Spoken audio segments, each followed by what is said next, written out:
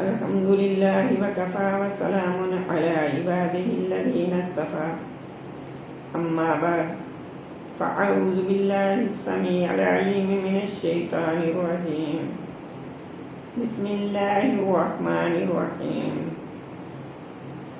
رب اشرح لي صدري ويسر لي أمري واحلل عقدة من لساني يفقهوا قولي رب زدني علما۔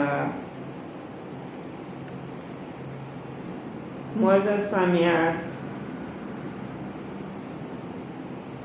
گزشتہ کل ہم نے عبادت کہتے کس کو ہیں، عبادت چیز کیا ہے، اس کے بارے میں بات کی تھی، اور یہ بتایا تھا کہ دو عقیدوں کا نام عبادت ہے، اور ان دو عقیدوں کے ساتھ یعنی عالم الغیب ہونا اور مختار کل سمجھنا، نفع نقصان کا مالک سمجھنا، ہر جگہ پہ حاضر و ناظر سمجھنا، یہ دو عقیدے رکھ کر جس کو بھی پکارا جائے وہ اس کی عبادت بن جاتی ہے، اور جس کو پکارا جائے، جس کی عبادت کی جائے، وہ الہ اور معبود بن جاتا ہے۔ یعنی انہی دو عقیدوں کے ساتھ اگر ہم اللہ رب العزت کو پکاریں گے یا اللہ مدد کہیں گے تو یہ اللہ کی عبادت بن جائے گی، اور اللہ ہی ہمارا الہ اور معبود ہوگا۔ اور اگر انہی دو عقیدوں کے ساتھ ہم کسی اور کو پکاریں گے، کسی بزرگ کو پکاریں گے، کسی نبی ولی جن فرشتے کو پکاریں گے کہ وہ ہماری مدد کرے، جیسے کہ کل میں نے مثال دی تھی، یا علی مدد کہنا یا غوث اعظم مدد کہنا، یہ کہنا اس بات کی دلالت ہے کہ ہم ان کو حاضر و ناظر سمجھ رہے ہیں، اور یہ بھی سمجھ رہے ہیں کہ وہ ہماری مدد کو آ سکتے ہیں، ہمارا نفع پہنچا سکتے ہیں، نقصان سے بچا سکتے ہیں۔ یہ ہماری پکار ان کی مدد، ان کی عبادت ہوگی، گویا کہ ہم نے ان کو معبود اور الہ بنا دیا، نعوذ باللہ۔ الہ کے لیے ان دو صفتوں کا ہونا بہت ضروری ہے، یعنی عالم الغیب ہونا اور مختار کل ہونا، کیونکہ اس کے سوا کوئی بھی الہ اور معبود نہیں بن سکتا۔ خوب غور سے سنو، جو شخص اللہ کے سوا کسی اور کو، کسی نبی، چاہے وہ نبی ہی کیوں نہ ہو، کسی نبی کو، کسی ولی کو، کسی پیر فقیر بزرگ کو عالم الغیب سمجھتا ہے اور مختار کل جانتا ہے، تو وہ اس نبی، اس پیر، پیغمبر، بزرگ کو، ولی کو الہ بنا رہا ہے، کیونکہ یہ دونوں صفات، عالم الغیب ہونا اور مختار کل ہونا، حاضر و ناظر ہونا اور تمام اختیارات، مختار کل کیا ہے؟ تمام اختیارات، یعنی نفع نقصان کا مالک سمجھنا، یہ دونوں صفات الہ کے ساتھ خاص ہیں، اور جس میں یہ دونوں صفات پائی جائیں وہ الہ بن جاتا ہے۔ قرآن مقدس میں بہت سی مثالیں موجود ہیں۔ اللہ رب العزت نے سورہ قصص میں ارشاد فرمایا، وَرَبُّكَ يَخْلُقُ مَا يَشَاءُ وَيَخْتَارُ وَمَا كَانَ لَهُمُ الْخِيَرَةُ سُبْحَانَ اللَّهِ وَتَعَالَى عَمَّا يُشْرِكُونَ وَرَبُّكَ يَعْلَمُ مَا تُكِنُّ صُدُورُهُمْ وَمَا يُعْلِنُونَ۔ اللہ فرماتے ہیں وَرَبُّكَ يَخْلُقُ مَا يَشَاءُ وَيَخْتَارُ، اور تیرا رب پیدا فرماتا ہے جو چاہتا ہے اور مختار بھی ہے۔ مخلوق کے ہاتھ میں کسی قسم کا کچھ اختیار نہیں، اور پیچھے بھی میں آپ کو یہ بتا چکی ہوں کہ اپنے اختیارات آگے وہ سونپتا ہے جو خود تھک جاتا ہے۔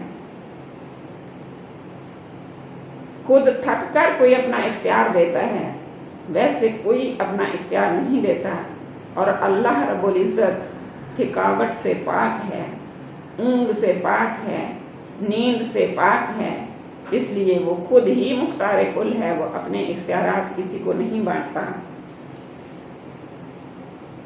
آگے دوسری صفت کا تذکرہ فرمایا، وَرَبُّكَ يَعْلَمُ مَا تُكِنُّ صُدُورُهُمْ وَمَا يُعْلِنُونَ،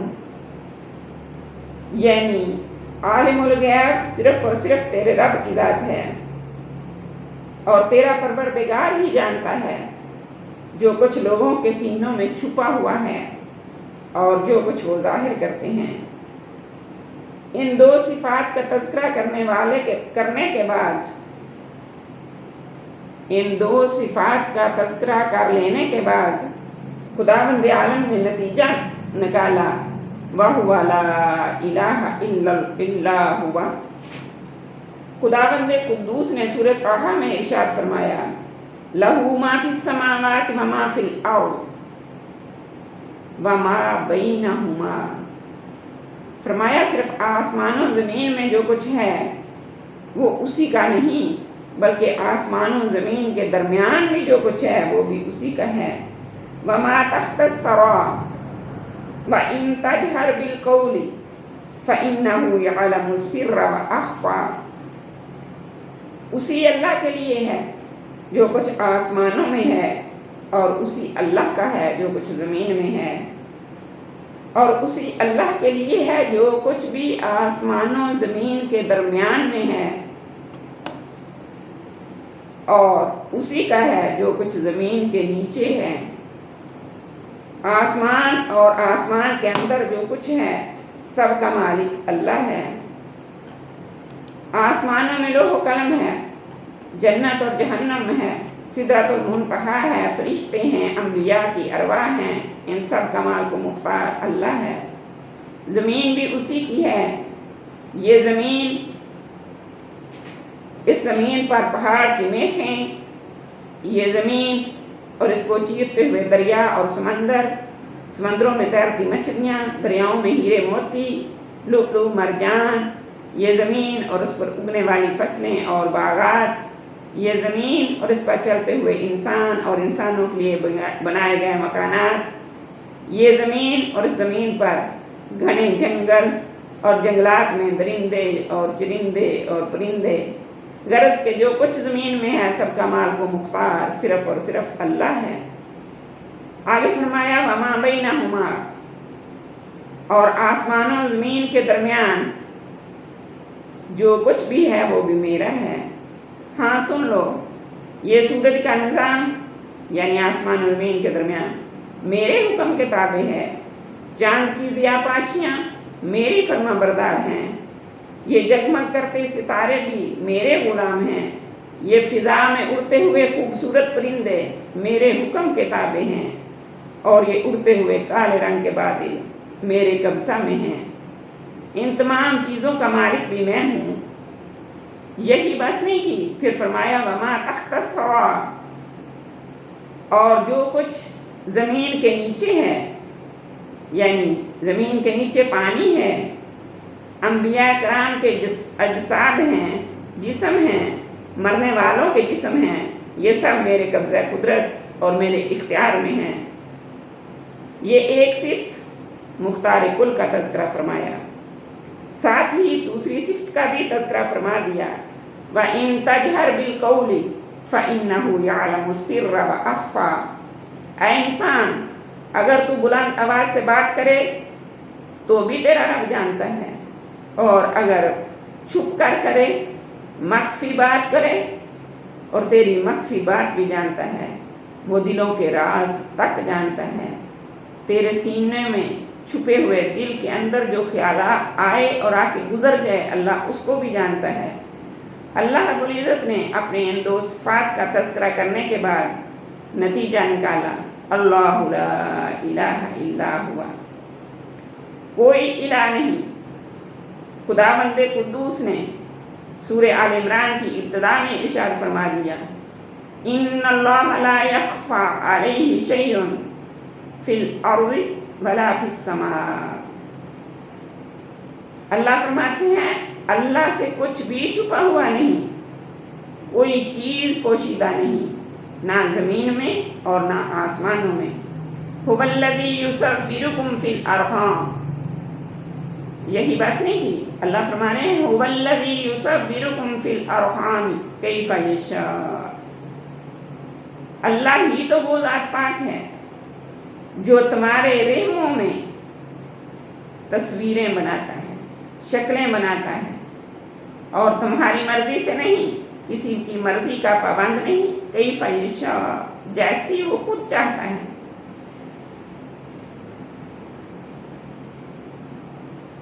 پھر فرمایا میرا علم بھی وسیع ہے اور قدرت بھی وسیع ہے۔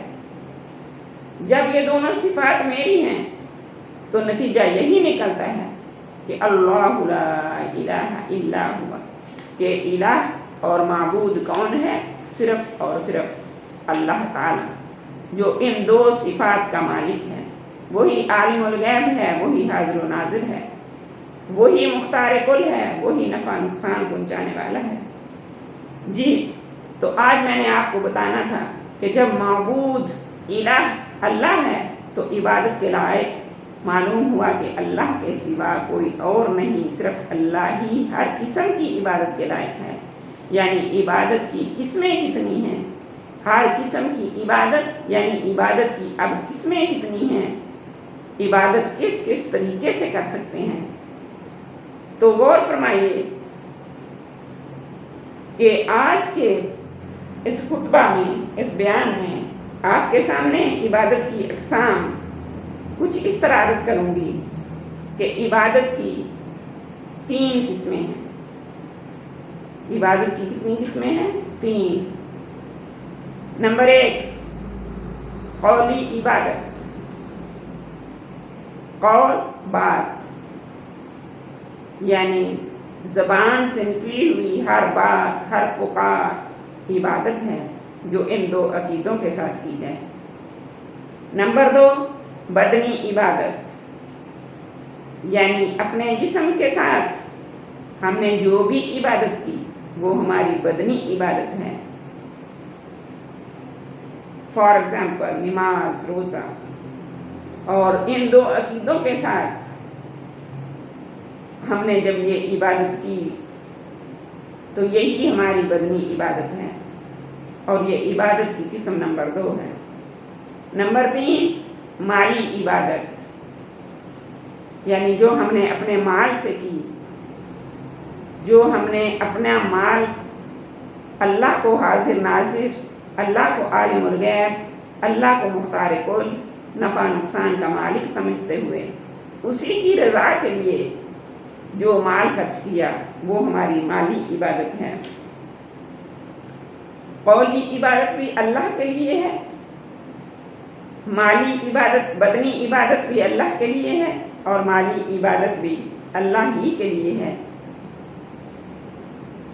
رحمت کائنات صلی اللہ علیہ وسلم نے شب معراج کے موقع پر جب حضرت صلی اللہ علیہ وسلم سے خداوند عالم نے پوچھا تھا کہ میرے لیے کیا تحفہ لائے ہو، تو آپ صلی اللہ علیہ وسلم نے اللہ کے حضور جو تحفہ پیش کیا تھا وہ ہم ہر نماز میں التحیات کے اندر پڑھتے ہیں۔ یعنی آپ صلی اللہ علیہ وسلم کے اس لیے لے کر گئے ہوئے تحفہ کو اللہ رب العزت نے قرآن مجید میں نماز میں پڑھنا ہم پر لازم کر دیا۔ وہ ہم ہر نماز میں التحیات کے اندر پڑھتے ہیں۔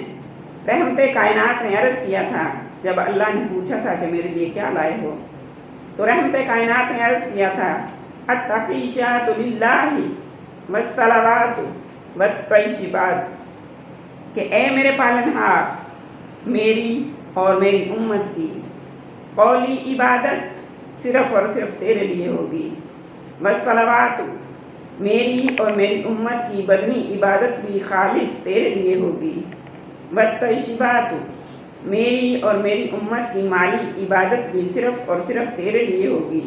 हम कौली, बदनी और माली इबादत तेरे सिवा किसी और की नहीं करेंगे। कुरान मजीद में एक मुकाम पर खुदावंद कुद्दूस ने अपने प्यारे पैगंबर की ज़बान अतहर से ऐलान फरमाया, कुल इन्ना सलाती व नुसुकी व महयाया व ममाती लिल्लाहि रब्बिल आलमीन। मेरे महबूब पैगंबर, इनको फरमा दीजिए कि बेशक मेरी नमाज और नमाज के अंदर याद रखिए कौली और बदनी इबादत दोनों शामिल हैं। बेशक मेरी नमाज यानी मेरी कौली इबादत भी और बदनी इबादत भी, हाथ बांधना, रुकू करना, सजदा करना, अत्तहियात में दो जानू बैठना, ये सब बदनी इबादत है। और जो हम ज़बान से पढ़ रहे होते हैं, जो अल्लाह की सना बयान कर रहे होते हैं, वो हमारी कौली इबादत है। अल्लाह अकबर कहना, सना पढ़ना, रुकू करना और रुकू की तस्बीह सुबहान रब्बियल अज़ीम और सजदा की तस्बीह सुबहान रब्बियल आला, ये सब पढ़ना हमारी कौली इबादत है। और मेरी कुर्बानी नुसुकी और मेरी कुर्बानी यानी माली इबादत, इसलिए कि कुर्बानी माली इबादत है। मेरी माली इबादत भी सिर्फ तेरे लिए है और मेरा जीना और मेरा मरना सिर्फ अल्लाह के लिए है, जो कायनात का पालनहार है, उसका कोई शरीक नहीं। कुरान मजीद में एक और मुक़द्दस मकाम पर फरमाया, इन्ना आतैनाकल कौसर फसल्लि लिरब्बिका वन्हर। ए मेरे महबूब रसूल, हमने आपको खैर कसीर अता फरमाई, कुरान मुक़द्दस जैसी किताब अता फरमाई, जान माल की कुर्बानी देने वाली रूहानी औलाद अता फरमाई। क़यामत के दिन हौज़ कौसर का साकी बना दिया। फसल्लि लिरब्बिका, बस आप इन नेमतों का शुक्र अदा करते हुए नमाज पढ़ें, यानी कौली और बदनी इबादत। नमाज पढ़ें अपने रब के लिए, फसल्लि लिरब्बिका, अपनी कौली इबादत, अपनी बदनी इबादत अपने रब के लिए करें। वन्हर, और कुर्बानी भी अपने रब ही के लिए करें, यानी माली इबादत भी सिर्फ और सिर्फ अल्लाह ताला ही के लिए है। इन तीन इबादत यानी माली इबादत, कौली इबादत, बदनी इबादत। माली इबादत क्या है? यानी जो हम ज़कात, सदका, फितराना, उशर, कुर्बानी वगैरह, या कोई मन्नत मानना, नज़र व न्याज देना, ये सिर्फ किसका हक है? अल्लाह का। ये हो गई हमारी माली इबादत। जैसे अब इसकी तशरीह में चली जाऊं तो बात लंबी हो जाएगी। आप कुतब उठा कर देख लीजिए, वहाँ आपको वाज़ेह और सरीह हुक्म मिलेगा, अन-नज़्रु इबादतुन, यानी मन्नत भी एक इबादत है। वल इबादतु लिगैरिल्लाहि कुफ्रुन, और गैरुल्लाह की इबादत यानी गैरुल्लाह की मन्नत कुफ्रुन, कुफर है।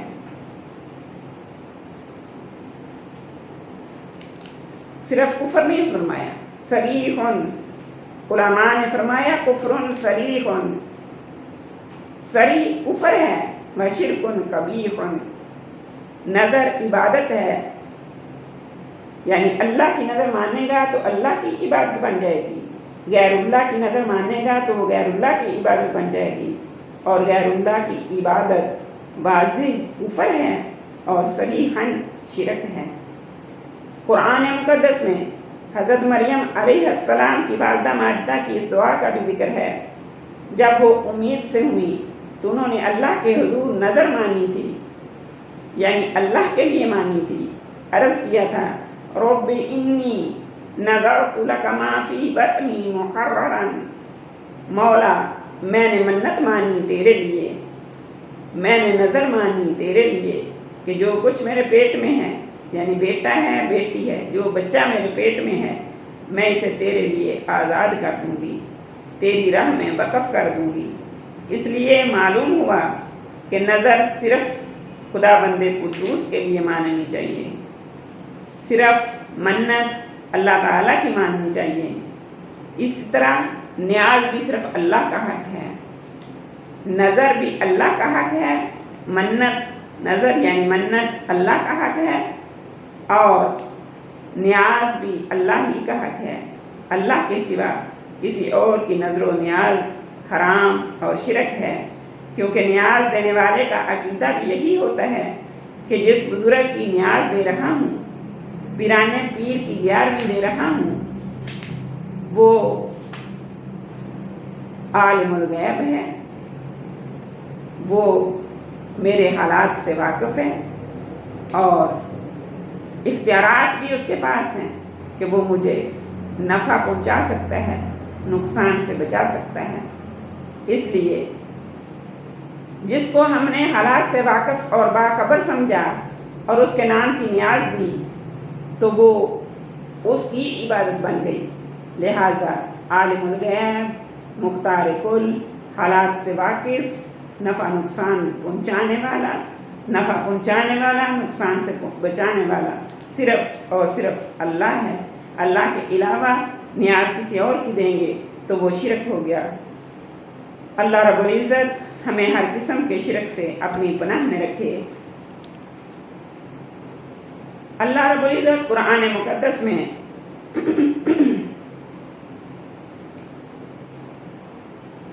فرما رہے ہیں قُلْ أَرَأَيْتُمْ مَا تَدْعُونَ مِن دُونِ اللَّهِ أَرُونِي مَاذَا خَلَقُوا مِنَ الْأَرْضِ أَمْ لَهُمْ شِرْكٌ فِي السَّمَاوَاتِ. ان نظر و نیاز کا چیلنج کرتے ہوئے اللہ تعالیٰ نے، جو لوگ غیر اللہ کے نام کی نظر و نیاز دیتے ہیں ان کو چیلنج کرتے ہوئے اللہ تعالیٰ نے فرمایا ہے کہ جو غیر اللہ کو پکارتے ہیں، میرے علاوہ کسی اور کے نام کی نظر و نیاز دیتے ہیں، ان کو فرما دیجئے میرے محبوب پیغمبر ارأیتم ما تدعون من دون اللہ، ان سے پوچھئے ذرا کہ بھلا بتاؤ تو صحیح کہ اللہ کے سوا جن کو تم پکارتے ہو، ما تدعون من دون اللہ، کہ اللہ کے سوا جن کو تم پکارتے ہو، جن کے نام کی نظر و نیاز دیتے اور منتیں مانتے ہو، مجھے دکھاؤ، ارونی مجھے دکھاؤ تو صحیح، ماذا خلقوا من الارض، کہ انہوں نے کیا پیدا کیا ہے زمین میں، جب انہوں نے آسمان و زمین کی کوئی چیز بنائی ہی نہیں. ام لہم شرک فی السماوات، یا آسمان اور آسمان کی تمام چیزیں بنانے میں ان کی کوئی شراکت ہے تو مجھے بھی دکھاؤ. اور جب اللہ وحدہ لا شریک، بغیر کسی کی شراکت داری کے اللہ رب العزت نے ہی سب کچھ بنایا ہے، تو معلوم ہوا کہ اس کا کوئی شریک نہیں، وہ واحد لا شریک ہے. اس نے کسی سے کوئی مدد بھی طلب نہیں کی، اس نے کسی سے کوئی مشورہ بھی نہیں کرنے کا وہ محتاج. تو عبادت، ہر قسم کی عبادت کے لائق بھی اللہ ہے. ہماری قولی عبادت، جو کچھ ہم زبان سے پڑھیں، جو کچھ ہم زبان سے نکالیں، یعنی یا اللہ مدد ہی کیوں نہ کہیں اور یا علی مدد ہی کیوں نہ کہیں، یہ لفظ بھی عبادت ہے اور یہ ہماری قولی عبادت کا میں شمار ہوتا ہے. یہ ہر قسم کی قولی عبادت، یعنی یا علی مدد، یا رسول مدد، یا ولی مدد، یا بزرگ مدد بھی شرک ہے. اور یا اللہ مدد کہنا اللہ کی عبادت ہے، ہماری قولی عبادت ہے. اور بدنی عبادت یعنی جو ہم بدن سے کر رہے ہیں، جیسے نماز پڑھنا، روزہ رکھنا، یہ سب بدنی عبادات میں شمار ہے۔ بدنی عبادت بھی صرف اور صرف اللہ کے لیے ہے، اور ہماری ہر قسم کی مالی عبادت، یعنی جو چیز بھی ہم دیں وہ صرف اور صرف اللہ کی رضا کے لیے، اللہ کو راضی کرنے کے لیے اللہ کی راہ میں دیں۔ غیر اللہ کی نظر و نیاز، چڑھاوے، منتیں، یہ سب شرک کے زمرے میں آتی ہیں۔ اللہ رب العزت ہماری ہر قسم کی عبادت، یعنی قولی، بدنی اور مالی، صرف اپنے واسطے کرنے والا ہمیں بنائے، اور اپنی راہ میں، اپنی نگاہ میں ہمیں قبول فرمائے، اور ہر قسم کے شرک سے اپنی پناہ میں رکھے۔ اللہ عمل کی توفیق عطا فرمائے۔ صدق اللہ العظیم، وما علینا الا البلاغ المبین۔